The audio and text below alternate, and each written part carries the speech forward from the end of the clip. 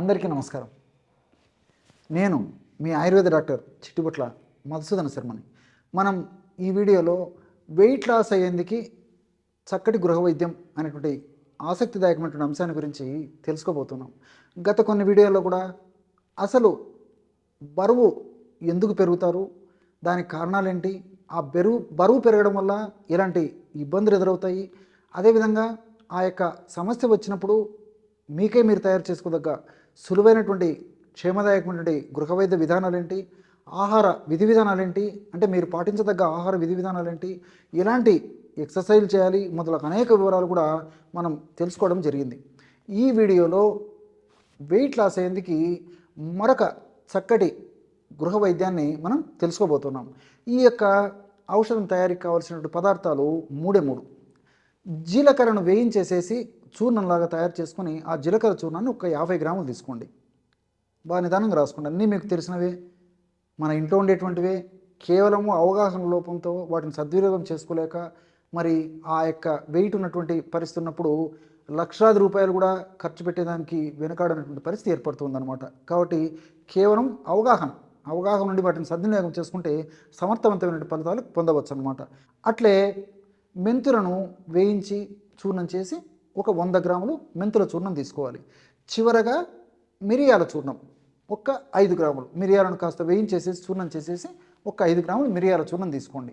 అంటే జీలకర్ర చూర్ణం 50 గ్రాములు, మెంతుల చూర్ణము ఒక 100 గ్రాములు, మిరియాల చూర్ణం 5 గ్రాములు. లేకపోతే ఈ పదార్థాలను విడివిడిగా కాస్త వేయించేసేసి చల్లారిన తర్వాత అన్నీ కలిపి మిక్సీలో వేసేసి కూడా ఆ మిక్సీలో వేసినటువంటి పదార్థాలను జల్లించి ఉంచుకొని ఒక సీసాలో నిల్వ ఉంచుకొని కూడా వాడుకోవచ్చు అనమాట. ఈ 3 పదార్థాలు బాగా కలిపేసేసి రోజు ఉదయం ఆహారం తర్వాత ఒకసారి, రాత్రి ఆహారం తర్వాత ఒకసారి, అంటే 10 లేదా 15 నిమిషాల తర్వాత ఒక 50 నుంచి 100 ml గోరువెచ్చని నీళ్ళు కానీ, కాచి చల్లార్చినటువంటి నీళ్ళు కానీ, గది ఉష్ణోగ్రత ఉన్నటువంటి నీళ్ళైనా పర్లేదన్నమాట. కాబట్టి మన వసతిని బట్టి ఆ యొక్క నీళ్లు మనం తీసుకొని అందులో 2 నుంచి 2.5 గ్రాము మాత్రమే, అంటే maximum 2.5 grams, half teaspoon అందులో కలిపేసేసి సేవించాలన్నమాట. ఈ విధంగా క్రమం తప్పకుండా ఈ యొక్క ఔషధాన్ని ఈ పద్ధతిలో వాడుకోవడం వల్ల శరీరంలో ఏ భాగంలో అధికంగా సంచితమైనటువంటి కొవ్వైనా కరగడం మొదలవుతుందన్నమాట. క్రమక్రమంగా ఆ కొవ్వంతా కరిగిపోయి మనిషి నాజూకుతనాన్ని సంతరించేందుకు అవకాశం ఏర్పడుతుంది. ఆధునికంగా మనం ఆలోచించినప్పటికీ జీలకర్రలో థైమోక్వినోన్ అనేటువంటి రసాయన పదార్థం ఉందన్నమాట. ఈ యొక్క జీలకర్రలో ఉన్నటువంటి ఈ యొక్క థైమోక్వినోన్ అనేటువంటి రసాయన పదార్థం గుణం ఏంటంటే మెటబాలిజాన్ని వేగవంతం చేస్తుంది అనమాట. అంటే జీవక్రియని వేగవంతం చేస్తుంది. ఎప్పుడైతే జీవక్రియ వేగవంతం అవుతుందో అప్పుడు ఆ జీవక్రియలో భాగంగా ఫ్యాట్ మెటబాలిజం కూడా వేగవంతంగా జరిగి ఫ్యాట్ కరిగేందుకు, అంటే కొవ్వు కణాల్లో ఎక్కువగా సంచితమైనటువంటి కొవ్వు కరిగేందుకు కూడా ఇది ఉపయోగపడుతుంది అనమాట.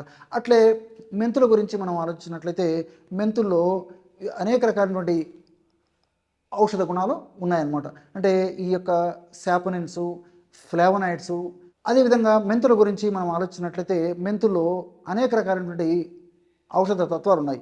ఆల్కలాయిడ్స్, శాపనిన్స్, ఫ్లావనాయిడ్స్, ఇలాంటి అనేక పదార్థాలు ఉన్నాయన్నమాట. ఇవన్నీ కూడా ఇన్ఫ్లమేటరీ ప్రాసెస్ని తగ్గించేసేస్తాయి. ఎప్పుడైతే బాడీలో కొవ్వు పదార్థము, కొవ్వు కణాల్లో అధికంగా సంచితమైందో అప్పుడు ఇన్ఫ్లమేషన్ అనేటువంటి ప్రక్రియకు ఇవి కారణభూతం అవుతుందన్నమాట. ఎప్పుడైతే ఇన్ఫ్లమేషన్ ప్రక్రియ జరగడం మొదలవుతుందో ఇన్ఫ్లమేషన్ ప్రక్రియలో భాగంగా అనేక రకాలైనటువంటి ఫ్రీ రాడికల్స్, ఇతర అనేక రకాలైనటువంటి హానికారకమైనటువంటి పదార్థాలు ఉత్పత్తి అయ్యి శరీరాన్ని వివిధ రకాల రుగ్మతలు గురి చేసేటువంటి పరిస్థితి ఏర్పడుతుందన్నమాట. కాబట్టి ఈ 3 పదార్థాలు, అంటే ఆల్కలాయిడ్స్, అదేవిధంగా సాపోనిన్స్, ఫ్లేవనాయిడ్స్ ఉన్నటువంటి ఈ యొక్క మెంతులను మనం ఈ పద్ధతిలో వాడుకోవడం వల్ల ఇన్ఫ్లమేషన్ ప్రక్రియను నిరోధించడమే కాకుండా పరోక్షంగా వెయిట్ లాస్, అంటే ఈ యొక్క కొవ్వును కరిగించేందుకు కూడా, జీవక్రియను వేగవంతం చేసేందుకు కూడా, చైతన్యవంతం చేసేందుకు కూడా ఈ యొక్క 3 పదార్థాలు ఉపయోగపడతాయి. అంతేకాకుండా మరొక సుగుణం ఏమిటంటే ఇందులో ఉన్నటువంటి ఈ యొక్క శాపనిన్స్, మెంతుల్లో ఉన్నటువంటి ఈ యొక్క శాపనిన్స్ ముఖ్యంగా మగవాళ్ళలో ఫ్రీ టెస్టోస్టెరాన్ని పెంచుతాయి అన్నమాట. ఈ రోజుల్లో చాలామందికి వివిధ కారణాల వల్ల, ముఖ్యంగా వెయిట్తో పాటు ఇతర అనేక రకాలైన కారణాల వల్ల ఈ శృంగార సామర్థ్యం తగ్గిపోవడము, శృంగార కోరికలు తగ్గిపోవడం, ఇలాంటి సమస్యలు ఉంటుంటాయి. కాబట్టి ఈ ఫ్రీ టెస్టోస్టెరాన్ దీన్ని ప్రమాణాన్ని పెంచేందుకు ఈ యొక్క సాపోనిన్స్ ఉపయోగపడతాయి. కాబట్టి మనం వెయిట్ లాస్ అయ్యేందుకు మనం ఔషధాన్ని వాడుకుంటున్నప్పటికీ ఇందులో ఉన్నటువంటి సుగుణాల వల్ల మనకు పరోక్షంగా కూడా మనకి సైడ్ బెనిఫిట్స్ కూడా ఉండేటువంటి పరిస్థితి ఏర్పడుతుంది అనమాట ఇలాంటి ఔషధాలు వాడుకోవడం వల్ల. ఇంకొకటి ఈ యొక్క మెంతుల వల్ల మరొక ప్రయోజనం ఏమిటంటే, మనం తీసుకున్నటువంటి ఆహార పదార్థాలు ఉన్నటువంటి కొవ్వును త్వరగా ప్రేవులు జీర్ణం కాకుండా ఇది కాపాడుతుంది. ఎలా కాపాడుతుందంటే, ఈ కొవ్వులు జీర్ణమయ్యేందుకు మన జీర్ణ వ్యవస్థలో లైపేజ్ అనేటువంటి ఎంజైమ్ బాగా ఉత్పత్తి అవుతుంటుంది. ఈ మెంతుల్లో ఉన్నటువంటి ఈ యొక్క రసాయన పదార్థాలు, ఈ యొక్క ఫ్లావనాయిడ్స్, ఇతర శాపనిన్స్, ఇలాంటి అనేక రకాలైన రసాయన పదార్థాలు, ఈ ఫైబరు, ఇలాంటి అనేక రకాలైన రసాయన పదార్థాలు ఈ లైపేజ్ అనేటువంటి కొవ్వును కరిగించేటువంటి ఎంజైమ్ను తక్కువగా ఉత్పత్తి చేసేస్తాయి అన్నమాట. ఎప్పుడైతే లైపేజ్ అనేటువంటి ఎంజైము జీర్ణ వ్యవస్థలో తక్కువగా ఉత్పత్తి అవుతుందో, అప్పుడు మనం తీసుకున్నటువంటి ఆహార పదార్థాలు కొవ్వు శాతాన్ని త్వరగా జీర్ణం కాకుండా చాలా నిదానంగా జీర్ణం చేయడంతో పాటు ఎక్కువ కొవ్వు శాతాన్ని బయటకు విసర్జింపజేసేందుకు ఈ యొక్క పదార్థాలు ఉపయోగపడతాయి. అంతేకాకుండా మిరియాలు అన్నటువంటి పెప్పరిన్ అనేటువంటి రసాయన పదార్థం కూడా ఈ కొవ్వును కరిగించేందుకు చాలా అద్భుతంగా ఉపయోగపడుతుంది. దీనికి తోడు ఈ యొక్క జీలకర్ర, అదేవిధంగా మెంతుల్లో ఉన్నటువంటి ఔషధ గుణాలను మరింత శక్తివంతంగా, సమర్థవంతంగా, ద్విగుణీకృతంగా పనిచేసేందుకు ఈ మిరియాలు ఉన్నటువంటి పెప్పరిన్ చాలా చక్కగా ఉపయోగపడుతుంది. ఈ విధంగా అనేక రకాలుగా ఈ యొక్క మిరియాలు ఉన్నటువంటి రసాయన పదార్థాలు, అదేవిధంగా జీలకర్రలో ఉన్నటువంటి రసాయన పదార్థాలు, మెంతుల్లో ఉన్నటువంటి రసాయన పదార్థాలు ప్రత్యక్షంగా పరోక్షంగా ఈ వెయిట్ లాస్ అయ్యేందుకు సహకరించడమే కాకుండా వెయిట్ ఉన్నందువల్ల కలిగేటువంటి ఇతర సైడ్ ఎఫెక్ట్స్ నుంచి కూడా రక్షించేందుకు ఈ యొక్క ఔషధాలు, ఔషధ తత్వాలు, ఔషధ గుణాలు, రసాయనాలన్నీ కూడా మన దేహంలో ఉంటూ సదా కాపాడుతూ సదా రక్షిస్తూ ఉంటాయి. చూశారు కదా, ఇటువంటి అంశాన్ని వెయిట్ లాస్ అయ్యేందుకు మీరు ఈ వీడియోలో తెలుసుకున్నారో. మరొక వీడియోలో మరొక అంశంతో మళ్ళీ కలుద్దాం. అంతవరకు నమస్కారం. మీ చిట్టిబొట్ల.